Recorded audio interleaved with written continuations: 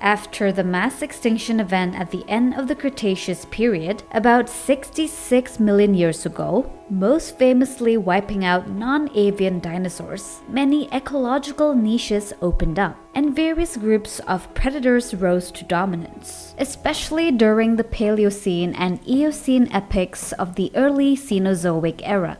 Here are 20 examples of dominant predators that emerged or flourished after the dinosaur extinction. Our first entry is Hyaenodon, one of the most dominant carnivorous mammals after the dinosaur extinction, particularly flourishing roughly 60 to 50 million years ago. Large species like Hyaenodon gigas reach up to 8 feet in length, comparable to a modern big cat or wolf. Its weight is between 100 to 150 kilograms and is specialized in hunting large vertebrates. On to our second one, Mesonyx. The beast was a wolf-sized, generally measuring about 5 to 6.5 feet in length. Mesonyx inhabited forests and plains of North America and Eurasia. It was likely a terrestrial predator, but with semi-aquatic tendencies in some species. The animal represents a transitional form, showing early mammalian adaptation into carnivory. Number 3 on the list, Daeodon. One of the most bizarre and largest antelodons, often nicknamed the hell pig, though it's not related to modern pigs. It was a gigantic omnivorous mammal that lived during the late Oligocene to early Miocene, emerging after the dinosaur extinction and becoming one of the dominant land predators of its time. Its size could reach up to 10 feet from nose to tail and an estimated weight of 500 to 1,000 kilograms, comparable in size to a modern-day bear. Number 4, Pantolambda. As one of the first large mammals to evolve after the dinosaur extinction, it filled a niche as an early browser. Roughly the size of a sheep, Pantolambda had a robust cat-like body, a heavy head, and 5-toed feet with blunt nails. Dental analysis reveals a mixed diet of shoots, leaves, and fungi, possibly supplemented with insects. Studies on fossils indicate that it had a fast-paced life history, including a relatively short gestation period and a rapid weaning process. Number 5, Didymictus. Found in both North America and Europe, Didymictus was a terrestrial carnivore with a relatively large, elongated skull and a dentition that suggests a diet of meat. Postcranial remains indicate a primarily ground-dwelling lifestyle, but with adaptations for speed and possibly digging, like some modern civets. This combination of speed and digging capabilities likely made it an effective hunter. Now we come to predatory birds. So at number 6, we have Gastornis. Standing over 6 feet tall with a massive beak, Gastornis was long thought to be a fearsome predator, earning the nickname Terror Bird. However, recent isotopic analysis of its bones and the discovery of footprints lacking sharp talons suggest a different story. Scientists now believe Gastornis was a herbivore, using its powerful beak to crush tough vegetation, nuts, and seeds. Fossil evidence indicates a wide distribution in North America, Europe, and Asia. Number 7 on the list, Phorusrhacidae. This giant bird was even larger than Gastornis, up to 10 feet tall. With powerful running legs and a massive hooked beak, they were the apex predators of their time. Unlike modern birds of prey that use their talons to kill, they used their strong beaks like an axe to strike and subdue prey. They were a diverse group, with species ranging in size from a sheep to a bear. At number 8, Paracrax. It is a close relative of the famous South American terror bird Phorusrhacidae. Like its famous relatives, Paracrax was a cursorial carnivore, using its large axe-like beak to hunt and kill prey. With some species like Paracrax gigantea reaching over 6 feet in height, it was a formidable predator that likely competed with carnivorous mammals of its time. Next, number 9, Dromornis. An extinct genus of giant, flightless birds that inhabited Australia. Often called thunderbirds, Dromonas stood about 10 feet tall and weighed up to 500 kilograms, making it one of the heaviest birds known. Despite its size and formidable beak, it's now believed to have been a herbivore, using its beak to crush tough plant matter. Although it resembled an emu, fossil evidence suggests it was more closely related to waterfowl like geese.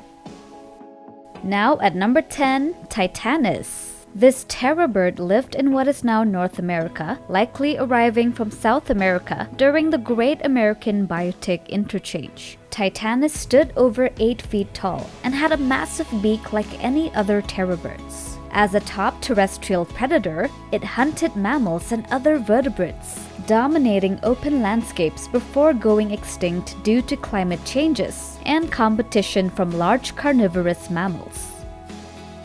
The third category on the list, we have reptilians. So at number 11 on the list is Paleocynua. This is a large and very tough predatory lizard that survived the dinosaur extinction event. Measuring around 10 feet in length, it resembled a giant monitor lizard with sharp teeth and strong jaws designed for hunting. Paleocynua was likely an active terrestrial predator, feeding on small mammals, reptiles, and possibly fish. It occupied a key predatory niche before more advanced mammals and birds became dominant, representing one of the last large lizard predators of its time. 12. Borealisuchus. This crocodilian also survived the dinosaur extinction. It was a relatively large semi-aquatic predator inhabiting freshwater environments in North America and Eurasia.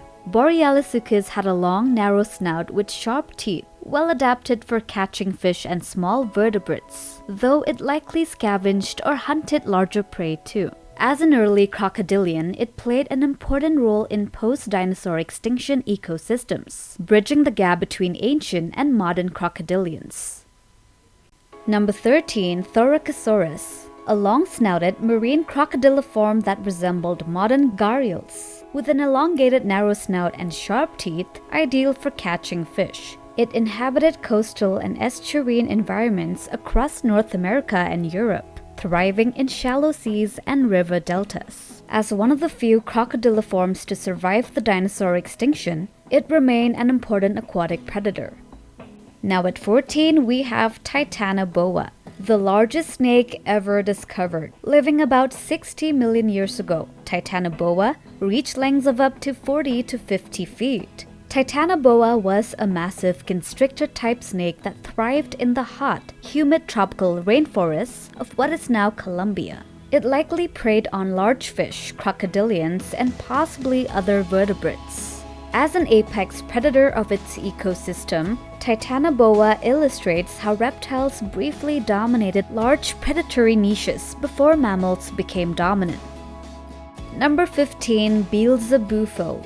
Nicknamed the devil frog, it was an extinct genus of giant frog that lived in Madagascar. Beelzebufo was one of the largest frogs to ever exist, with a body length estimated to be around 1.3 feet. Unlike many modern frogs that primarily eat insects, its powerful jaws and wide mouth allowed it to be a formidable ambush predator.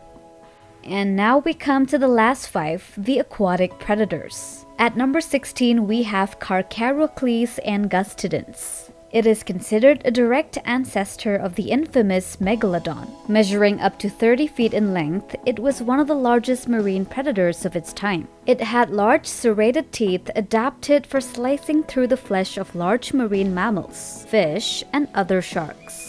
As a dominant oceanic predator, it played a crucial role in shaping marine ecosystems after the dinosaur extinction, prior to the rise of more modern sharks. Number 17. Squalicorax. Ranging from 2 to 5 meters in length, Squalicorax had a global distribution. Its name comes from the strong evidence that it was a scavenger, much like a raven.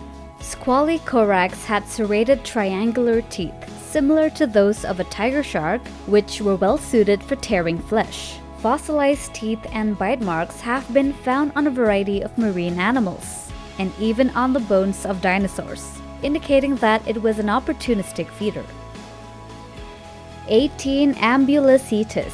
An early whale ancestor known as the walking whale. Ambulocetus was a large amphibious mammal about 10 feet long, with adaptations for both land and water. It had strong limbs capable of supporting its body on land, while its powerful tail and webbed feet helped it swim efficiently. It likely preyed on fish and small vertebrates in shallow coastal waters. It represents a key transitional form in whale evolution, bridging terrestrial mammals and fully aquatic whales.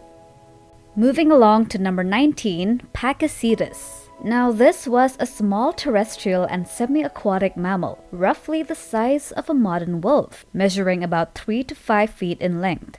Pakicetus had a long snout with sharp teeth, adapted for hunting fish and small vertebrates near freshwater environments. Its ear structure shows early adaptations toward underwater hearing, a key trait of modern whales. As a pivotal evolutionary link, Pakicetus represents the transition from land-dwelling mammals to fully aquatic cetaceans.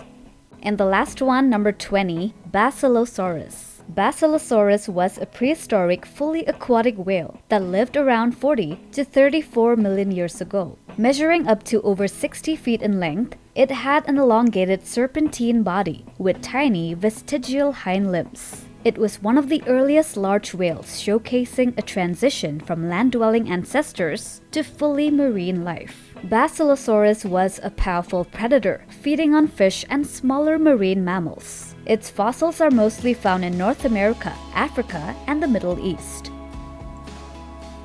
And that brings us to the end. Comment down your thoughts on what you'd like to see next. Hope you've enjoyed the video. See you next time. Take care.